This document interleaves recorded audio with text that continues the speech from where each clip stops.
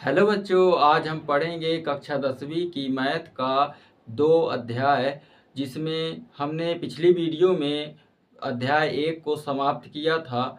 आज हम कुछ कंसेप्ट और 2.1 को कंप्लीट करेंगे। तो आइए देखते हैं। तो पाठ का नाम है बहुपद।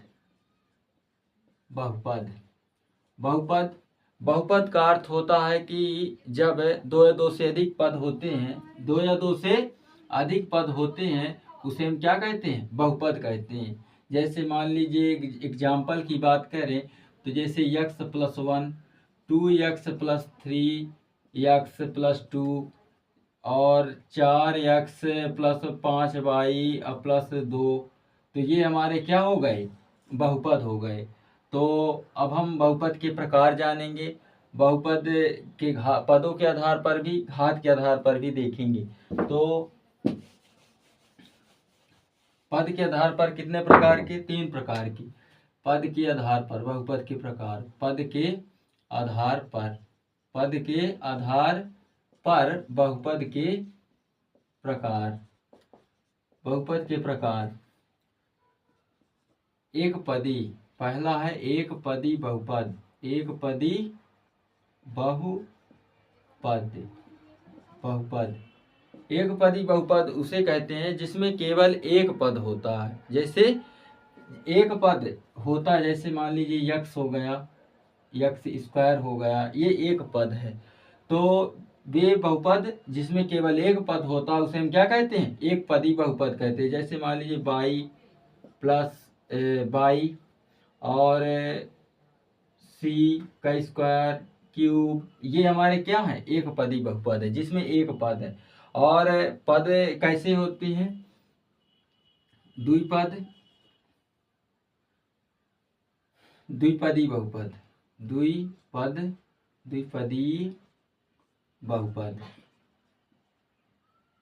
द्विपदी बहुपद। वे बहुपद जिसमें दो पद होते हैं उसे हम क्या कहते हैं? द्विपदी बहुपद कहते हैं। जैसे मान लीजिए 2x+1, तो प्लस हो या माइनस, इसमें पदों में अलग अलग करता है। जैसे मान लीजिए प्लस के इधर ए जो दायां पक्ष है, बायां पक्ष है, तो ये एक पद हो गया। ये जो बायां पक्ष है ये भी क्या हो गया? एक पद हो गया। तो कितने पद हैं इसमें? 2 पद हैं, 1 2। तो ऐसे ही त्रिपदी बहुपद।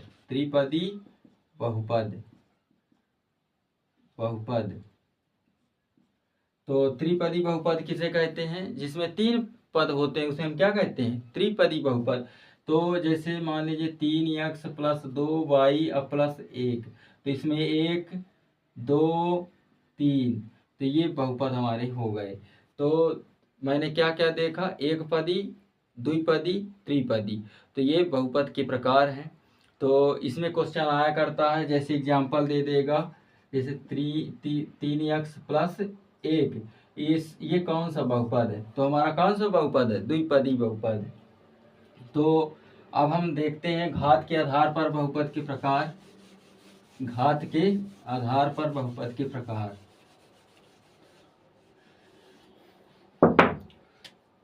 घात के आधार पर बहुपद के प्रकार। पहला होता है रैखिक बहुपद।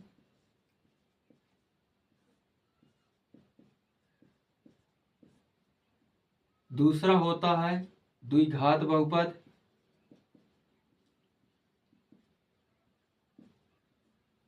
तीसरा होता है त्रिघात बहुपद।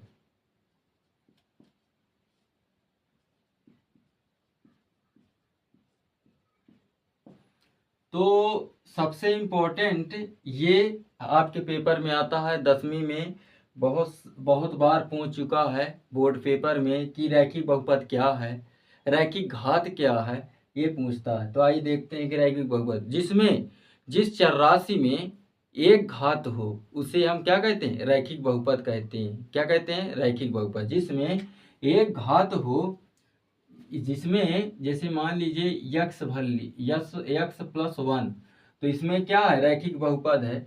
ये इसमें घात क्या है, चर में 1। ये चर क्या कहलाते हैं, चर ए से लेके जेड तक चर कहलाते हैं। और अचर क्या कहलाते हैं, अचर। जितनी भर संख्याएं हैं, जितनी भर धनात्मक ऋणात्मक शून्य जितनी भर संख्याएं हैं, तो हमारी क्या है, अचर राशि कहलाती है। संख्याएं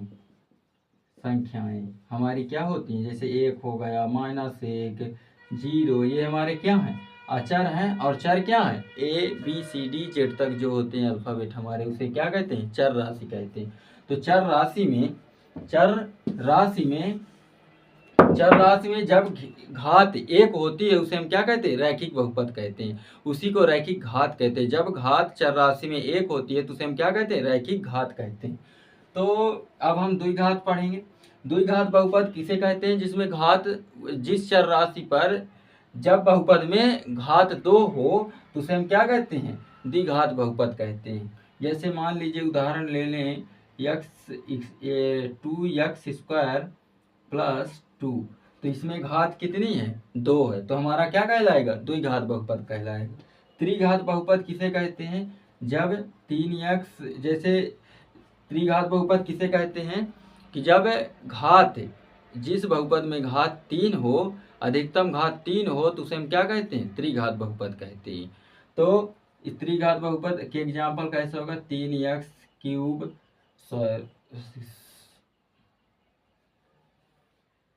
त्रिघात बहुपद तो 3x³ + 2, तो हमारा क्या है, वह बहुपद जिसमें घात 3 हो तो उसे हम क्या कहते हैं, त्रिघात बहुपद कहते हैं। तो इसको ऐसे भी एग्जाम्पल लिख सकते हैं।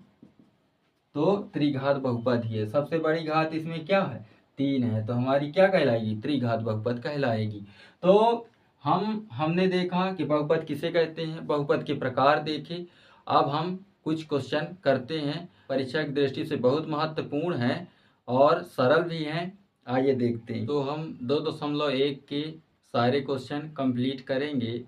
तो क्या क्या है कि किसी बहुपद के px लिए y = px का ग्राफ नीचे आकृति 2.10 में दिया गया। ये आपके उसमें 2.10 मतलब किताब में दिया हुआ है।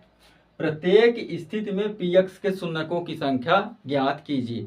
बहुत ईजी है और हर वर्ष एक सवाल इसमें से पूछा जाता है जो 2 नंबर का आता है, तो बहुत ईजी है।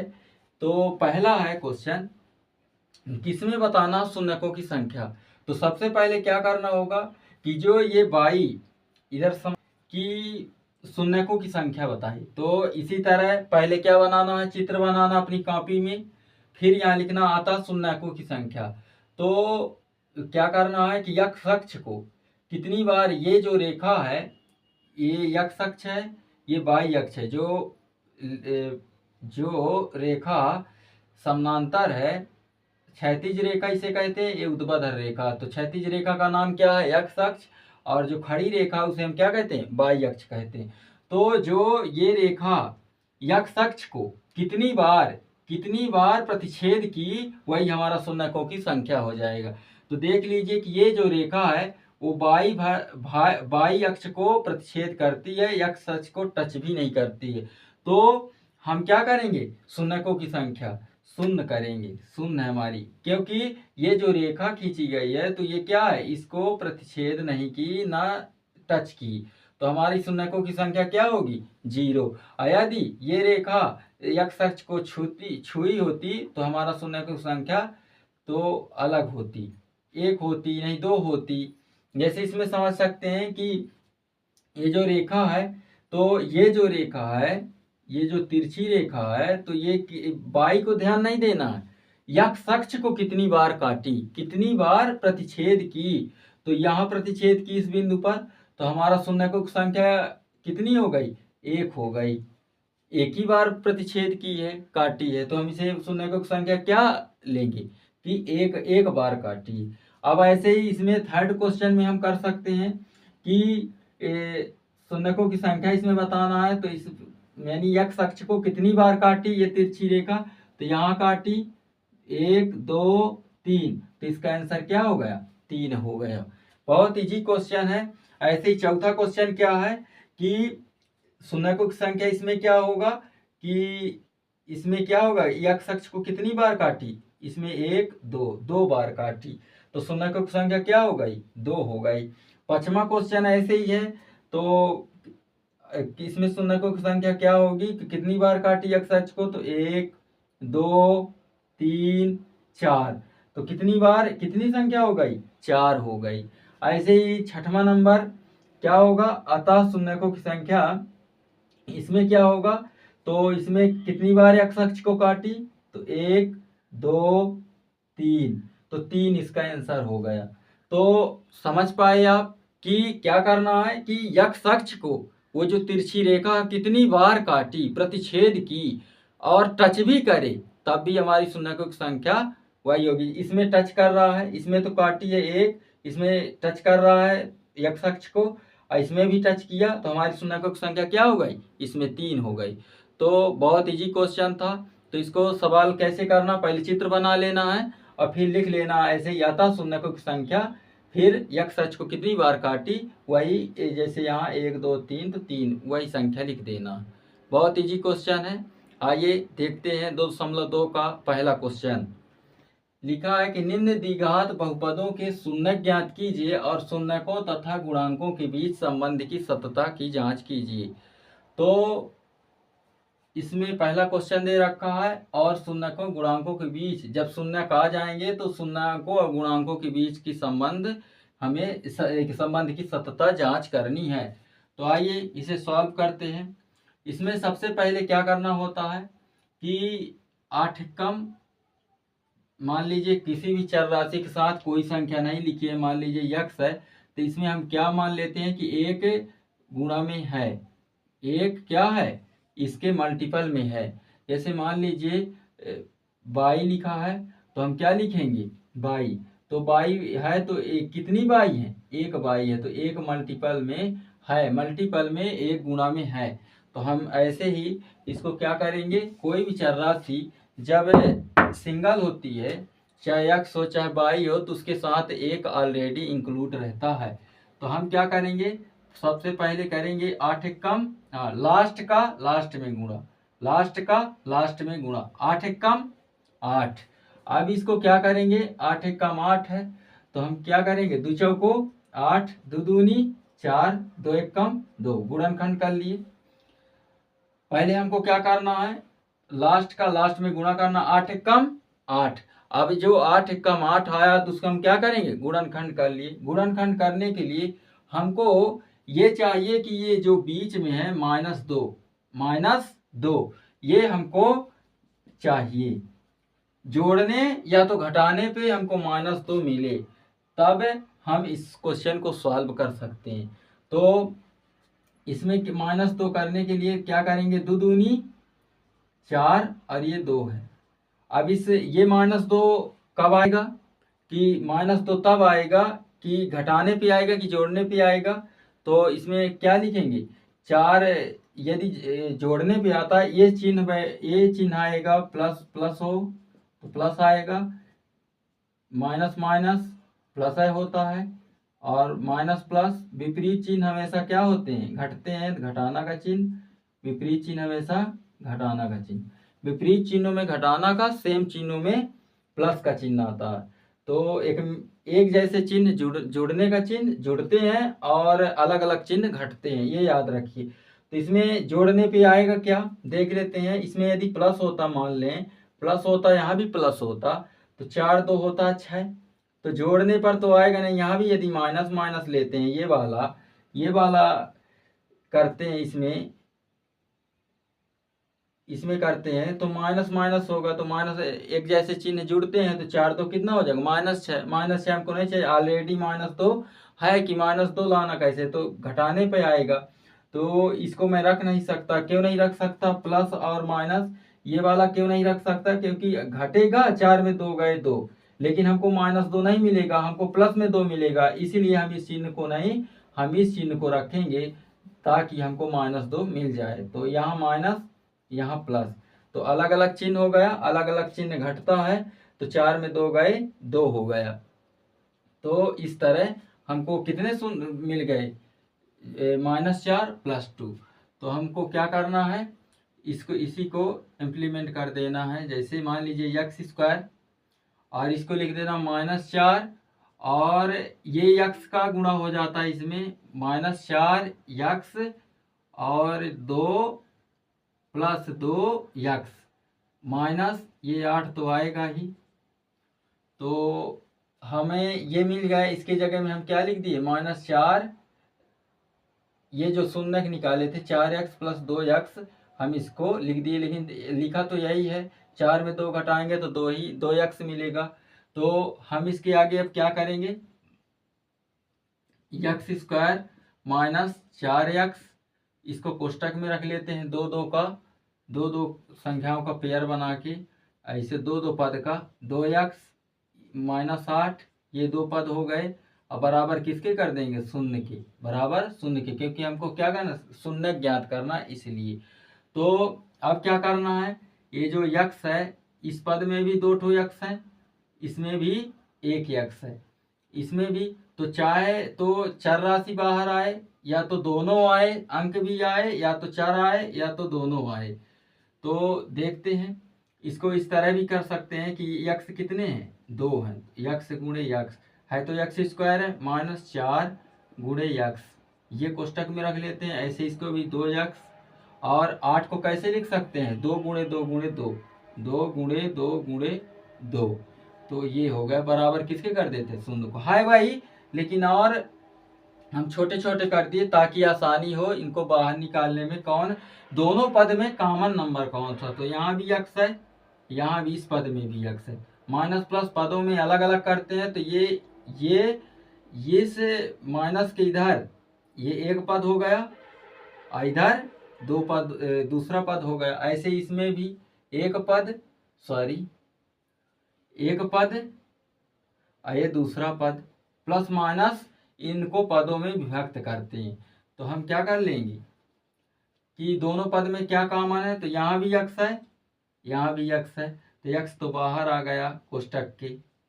अब बचा क्या, यहाँ से x बचा, यहाँ से माइनस 1 तो बाहर चला गया था, यहाँ क्या है, 4 है, कोष्टक के बाहर है x, तो कॉमन है। अब ऐसे ही यहाँ प्लस, तो इसमें कौन कॉमन है, तो यहाँ तो 2 है, यहाँ भी 2 है, यहाँ भी 2 है। x यहाँ है, परंतु x इस पद में नहीं है, तो वो तो अंदर ही रहेगा। तो 2 इस पद में है, इस पद में भी है, तो 2 बाहर आएगा, x यहाँ से बच गया, माइनस यहाँ 2 दूनी 4। अब बराबर किसके कर देते हैं, शून्य की।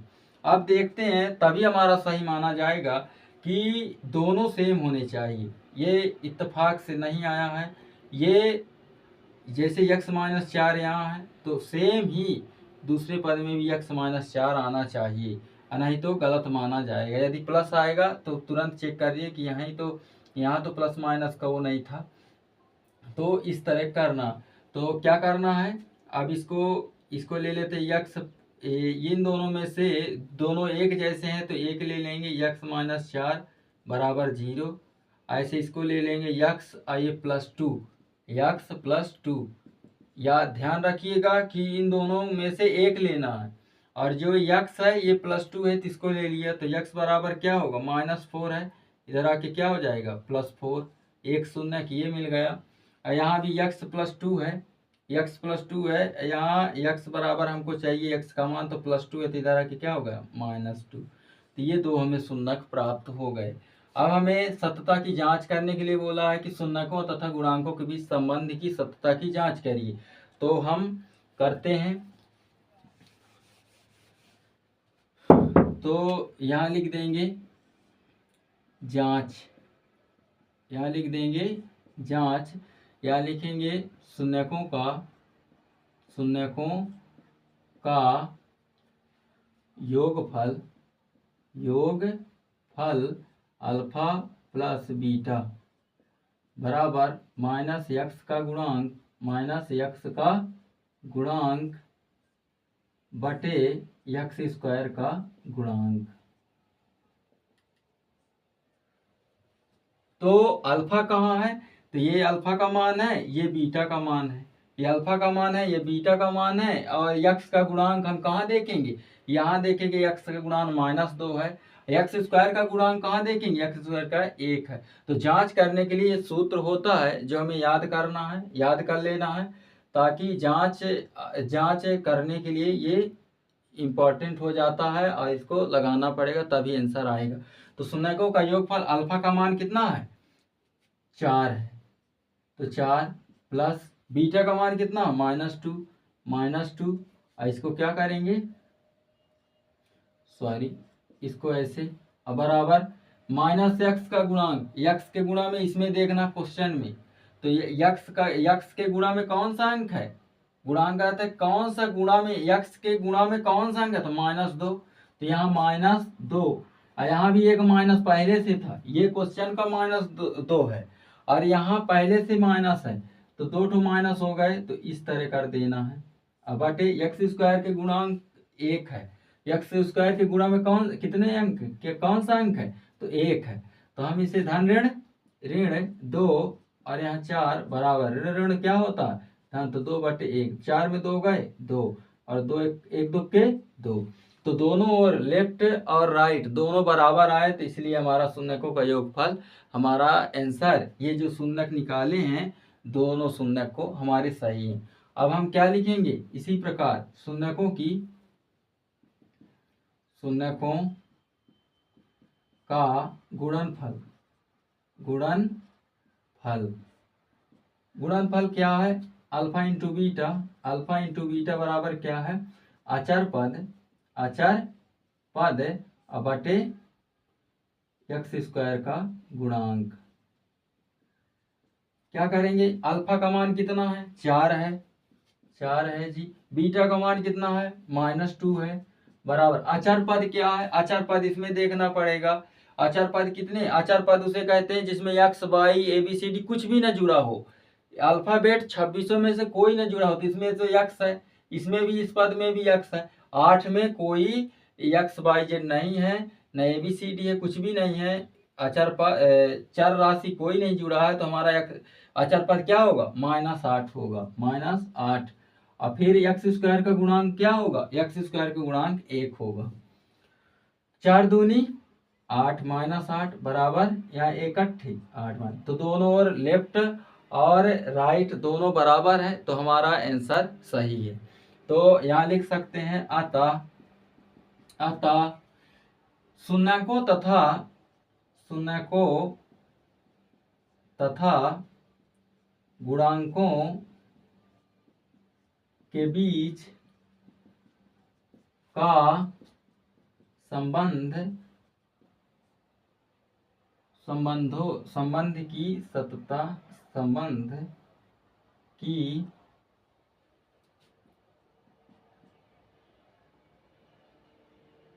के बीच का संबंध